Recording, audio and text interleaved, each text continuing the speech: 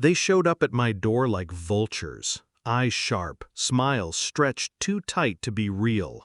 It had been only 2 days since the funeral. I was still hearing my grandmother's voice in my head, still smelling my grandfather's cologne on the coat I hadn't washed. The lawyer's words were still ringing in my ears when my family sat me down in the living room, their bodies leaning forward like predators ready to pounce. "The estate is too big for you to manage," my uncle began. "It belongs to the family," my aunt added, as if I wasn't part of it. $26 million. Land, stocks, the house my grandparents built brick by brick, all left to me. I told them no, calmly, firmly. That night they threw my clothes into trash bags and dumped me on the curb. No goodbye, no shame. I walked away without looking back. My grandparents' house waited for me, a fortress of memories, and now, my home.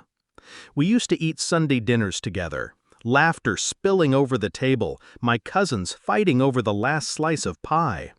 I believed, stupidly, that blood meant loyalty. The cracks started showing when my grandparents' health declined. They stopped visiting unless there was something important to discuss. Important usually meant money. When the accident happened, grief didn't even have time to set in before they started circling. I was the quiet one, the one who didn't understand the business. They thought I'd hand over everything without a fight. They didn't know me at all. Moving into my grandparents' house was bittersweet. Every corner held a memory. The creak on the third stair, the rose bush my grandmother babied through winters. On my second night there, I noticed a shadow in the driveway. My cousin, trying to jimmy the lock on the side door. I watched from the upstairs window until he gave up. The next morning, I found my aunt at the front gate with a man I didn't recognize, a real estate agent.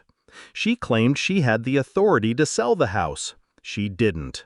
That's when I knew. They weren't going to stop. I didn't rage. I didn't call them thieves. I called my lawyer. I had the deed, the will, and the law on my side. But legal power wasn't enough. I wanted them to feel the weight of what they'd tried to take. Step 1, security. Cameras in every corner, motion sensors, a guard dog. Step 2, paperwork. I moved every asset into a trust, locking it so tight not even I could withdraw without a 90-day notice. Step 3, allies. My grandparents had friends, old, powerful friends. People my family had no idea I still kept in touch with. I called in a favor. It was barely noon when I heard the crunch of tires on gravel. I opened the door to find my entire family standing there. They didn't knock. They pushed past me, voices raised. "You can't keep this place. We're here to take what's ours." I let them talk. Let them fill the room with their venom. Then, as my uncle stepped toward me, the sound of another car pulling up cut through the chaos. A black SUV, windows tinted. The kind of vehicle you see in political dramas right before everything changes. The door opened, and out stepped Judge Harrison. Retired, but still a man who made grown attorneys stutter. My grandparents' oldest friend. Beside him, 2 off-duty police officers I'd hired for the day. My family froze. Harrison's voice was calm, almost bored. "This is private property. You're trespassing. I suggest you leave before we make it official." The blood drained from my aunt's face. My uncle's mouth opened, then closed again. One of the officers stepped forward, hand resting casually on his belt. "You heard the judge. Off the property. Now."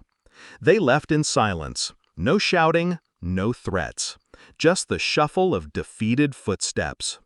2 days later, each of them received a formal cease and desist. Any further harassment would lead to charges. I knew they'd hate me for it. That was fine. Hate is easier to carry than fear. A week after that, I transferred a small portion of my inheritance, just enough to make headlines, to a scholarship fund in my grandparents' names. Every article about it included a smiling photo of me in front of the house.